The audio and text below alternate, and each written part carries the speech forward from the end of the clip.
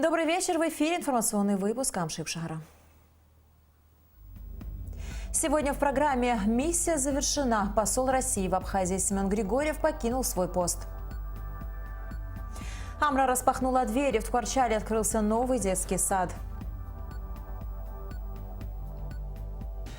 Итабу Паяйраза – презентация новой программы помощи ветеранам войны.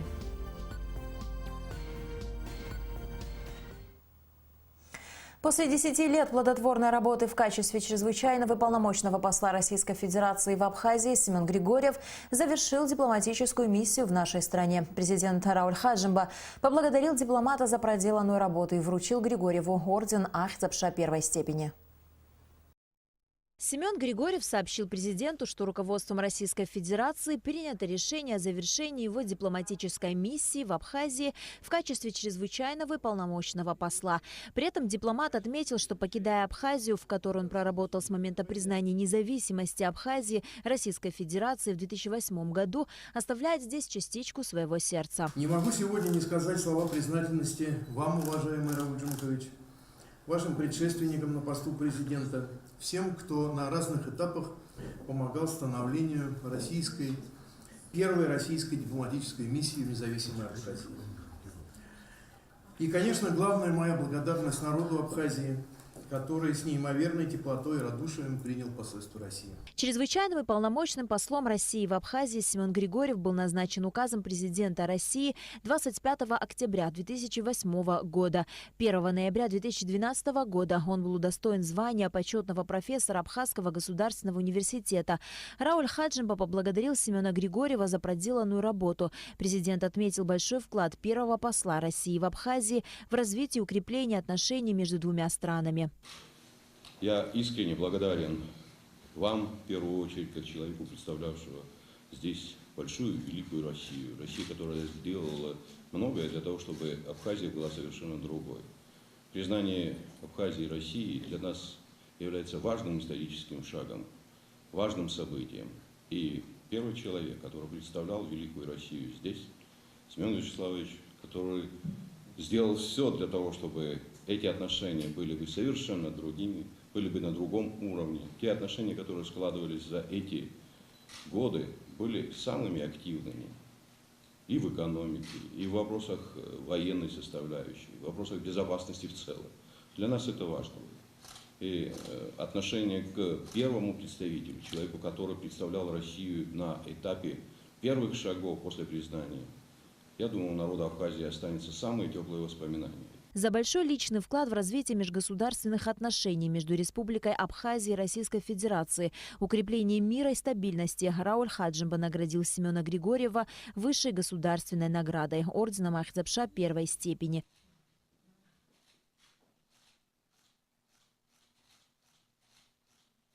Уже после встречи с президентом Семен Григорьев поделился с представителями СМИ мыслями о завершенной дипломатической миссии и планами на будущее. Радость от того, что я приобрел в Абхазии очень много искренних и верных друзей, которые, несомненно, останутся у меня независимо от моих перемещений по земному шару и с которыми я всегда буду с удовольствием встречаться, где бы это ни пришлось сделать. Ну, конечно, легкая нотка грусти от того, что меняется образ жизни, меняется место жительства, присутствует, но это неотъемлемая часть работы дипломата. Семен Григорьев сообщил о том, что продолжит свою дипломатическую деятельность в Министерстве иностранных дел России в Москве.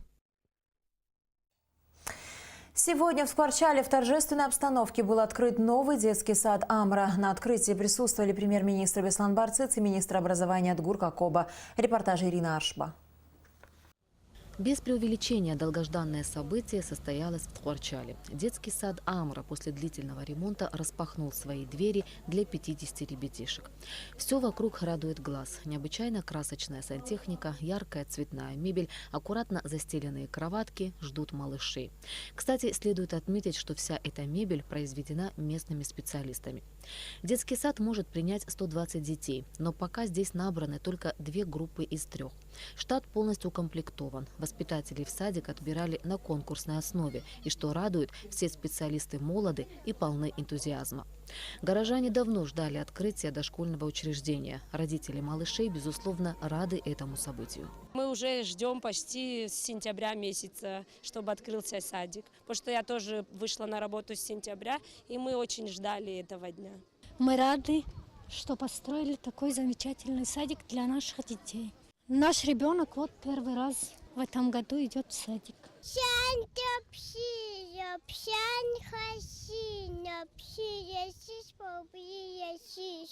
Родителей малышей и молодой коллектив дошкольного учреждения поздравили министр образования Отгур Кокоба и глава администрации района Аида Чачхалия. И как же без праздничного концерта в такой день? Малыши подготовили интересную программу.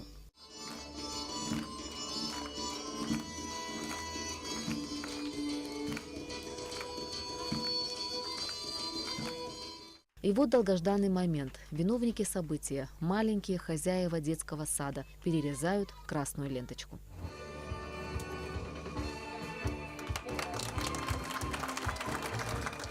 Премьер-министр Бестан Барцец осмотрел вновь отремонтированное здание. Тхорчалский детский сад «Амра» должны были сдать в эксплуатацию в рамках комплексного плана социально-экономического развития Абхазии еще в 2015 году. Но финансовых средств на завершение работ тогда не хватило. За последние 2 года руководством Абхазии было выделено на завершающие строительные работы и на оснащение дошкольного учебного заведения необходимым оборудованием и мебелью порядка 12 миллионов рублей. В эту сумму вошли и расходы на установку системы отопления, вентиляции и кондиционирования. Здесь также установлено видеонаблюдение, функционирует прачечная. Особая гордость детсада – кухня. Современное оборудование, отдельные помещения с холодильниками и разделочными столами. В каждой группе отдельно оборудованные помещения для раздачи пищи. Все это завезено и установлено буквально на днях. Проделанной работой премьер остался доволен. В прошлом году мы продолжили финансирование за средства республиканского бюджета. Общестроительные работы порядка 5 миллионов рублей. Помимо этого был вопрос об оснащении мебелью и оснащении кухни и столовой. На все это было выделено порядка 12-13 миллионов рублей. Помимо этого тут обогревательная система была приведена в порядок, закуплено новое котельное оборудование. Сегодня мы можем смело заявить о том, что все работы завершены качественно и срок. Детский сад ожил. Просторные помещения наполнились детским лепетом и смехом. Взрослые постарались сделать этот момент незабываемым, а малышам осталось только расти умными, здоровыми и счастливыми. Ирина Аршба, Алексей Агухава, Абхазское телевидение. 62-я итоговая научная сессия Абхазского института гуманитарных исследований имени Дмитрия Гуля Академии наук Абхазии начала свою работу. Ученые обсудят результаты проделанной за год работы по таким направлениям, как литература, филология, этнология, фольклор, история и археология. Алика Трапш продолжит тему. В работе 62-й итоговой научной сессии Абхазского института гуманитарных исследований участвовали ученые, академики, профессора, аспиранты, преподаватели и студенты АГУ. За прошлый год институт провел ряд значимых научных конференций, подготовил к изданию труды видных абхазских ученых. Институт занимается изучением абхазского языка, истории Абхазии, этнологии, фольклора, литературоведения. По каждой теме наши ученые работают, и мы успели издать русско-абхазский словарь, подготовили к изданию 5 томов Омара Бекова. Идет подготовка издания трудов Трапша, 5 томов.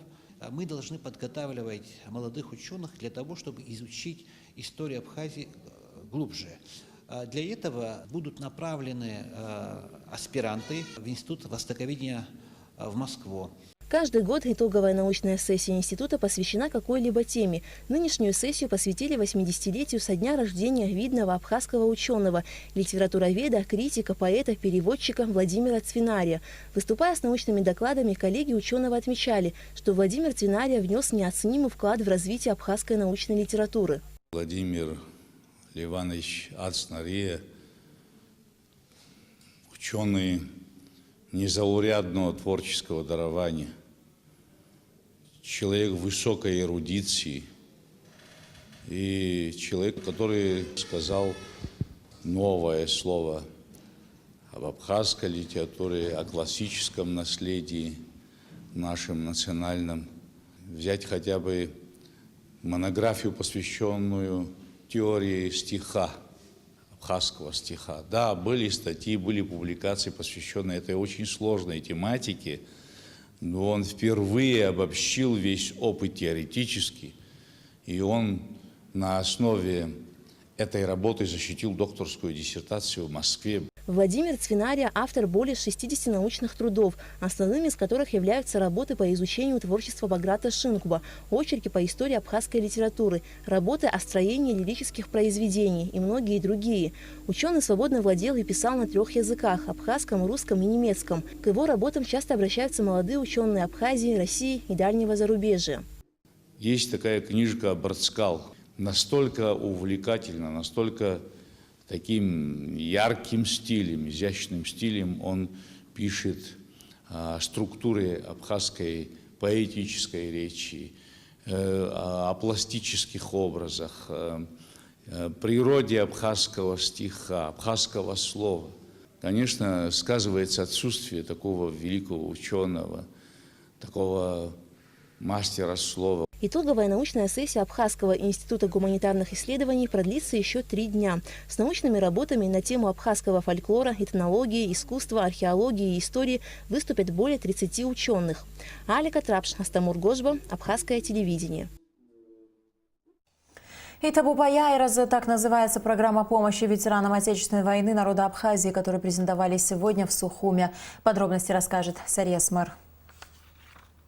Помогать ветеранам, уделять им больше внимания – долг каждого из нас. Особенно в этом нуждаются участники войны по разным обстоятельствам, оказавшиеся в тяжелой жизненной ситуации. И таких сегодня в нашей стране немало. Благотворительная общественная организация «Кераз» инициировала проведение общественной кампании «Табуп Аяй-Разы».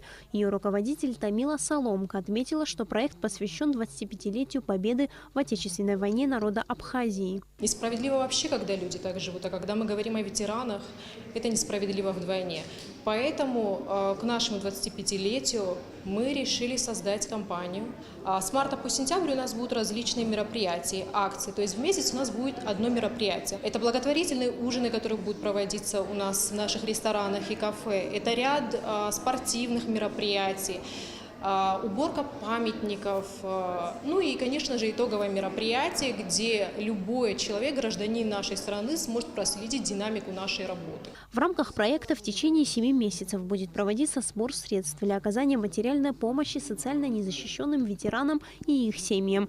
На сегодняшний день уже проделана большая работа. Планируется проведение культурных, массовых, спортивных, творческих мероприятий. Уже в ходе презентации проекта многие выразили желание принять в ней самое активное участие. Мы с момента основания Кераза сотрудничали с ним, и мы неоднократно помогали, чем могли. Сейчас я узнал о том, что планируется целый фонд, целый проект для поддержки ветеранов нашей войны. И я буду рад так или иначе, опять же, встать рядом и помочь этому. В проекте «Табуп Аяй-Разы» также принимают участие более 40 волонтеров, которые, узнав о готовящихся мероприятиях, практически сразу предложили свою помощь. Это способ хоть как-то проявить уважение ветеранам войны, так как у каждого из нас наши отцы, и не только отцы, у некоторых мамы, дедушки, все они воевали и отдали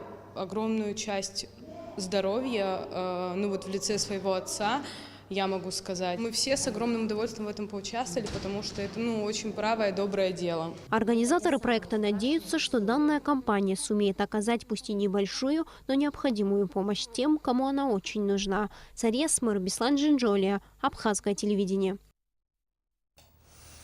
В Абхазии создается сеть образовательных центров. Сегодня офис детского фонда ООН ЮНИСЕФ открыл в столице первый из них.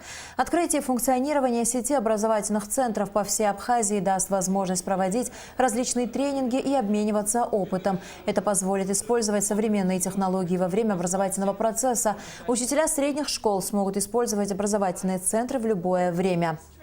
И сами ученики могут создавать здесь различные кружки. Заместитель министра образования Абхазии Дмитрий Гварамия отметил важность наличия оснащенного независимого центра, где можно было бы проводить тренинги, не вмешиваясь в учебный процесс. Проект реализуется совместно с Министерством образования и науки и нацелен на улучшение качества образования в Абхазии. На протяжении следующих 2 недель мы планируем открытие во всех городах и районах Абхазии.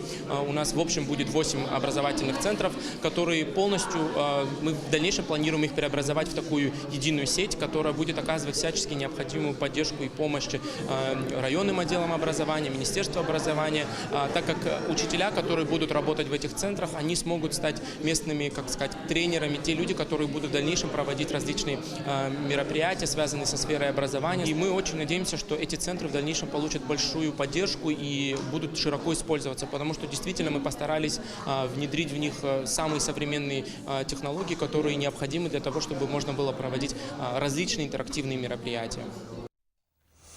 Проблемы, возникающие при замене старого абхазского паспорта на новый, обсудились сегодня на расширенном заседании Общественной палаты Республики Абхазия с участием депутатов Народного собрания, представителей паспортного управления МВД. Еще на первом заседании Общественной палаты по данному вопросу, в котором принимали участие председатель комиссии по гражданству Виталий Габния и представитель общественной приемной по правам человека, было отмечено, по какой причине к некоторым гражданам могут возникать вопросы. Речь идет о гражданах неабхазской национальности, которые не проживали на территории нашей страны с 1994 по 1999 годы. Вот те, кто учился или там пенсионеры выезжали, или лечился за пределами Абхазии вот в этот период, они в менее выгодном положении, чем люди, которые вообще не родились в Абхазии, приехали после 99 года и уже получили гражданство, получается. Вот им ничего не препятствовало, прожили здесь положенный срок и получили гражданство. Значит, мы наказываем людей, это не такое большое количество тоже людей, которые в этот период находились за пределами. С подобной проблемой совсем недавно столкнулась Елена Кувичка. В 1998 году Елена окончила Луганский университет и вернулась на родину.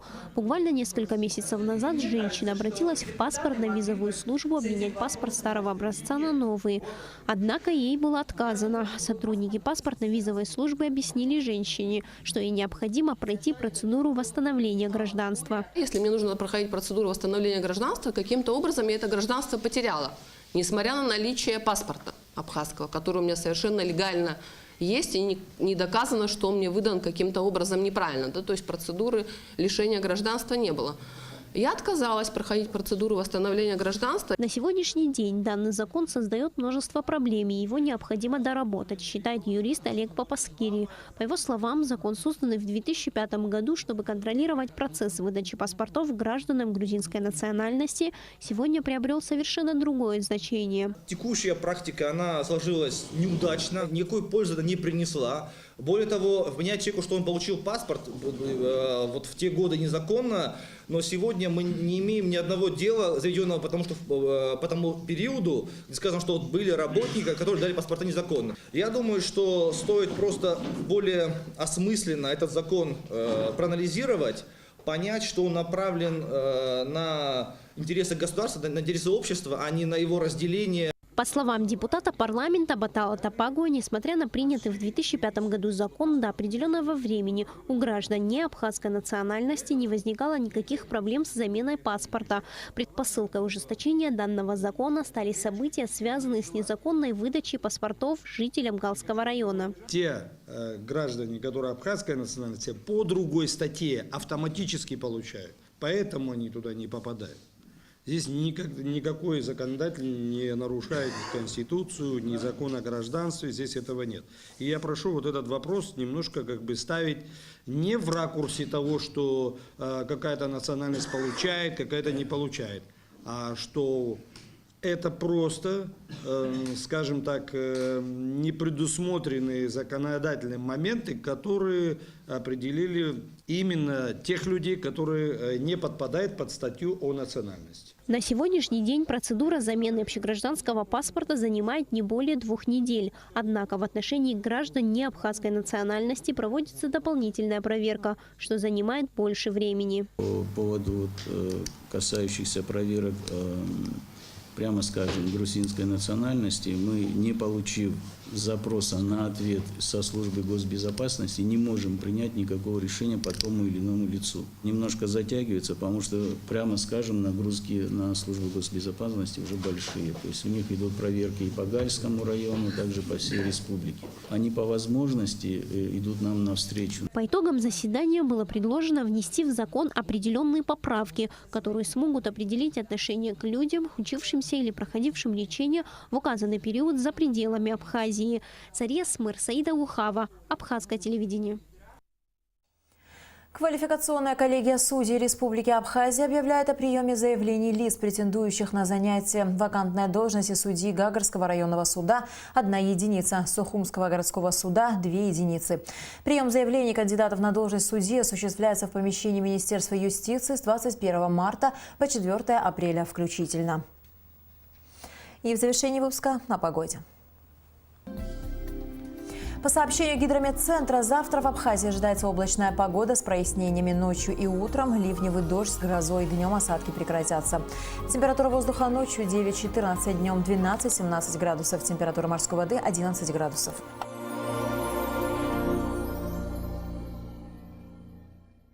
На этом наш выпуск подошел к концу. Всего вам доброго.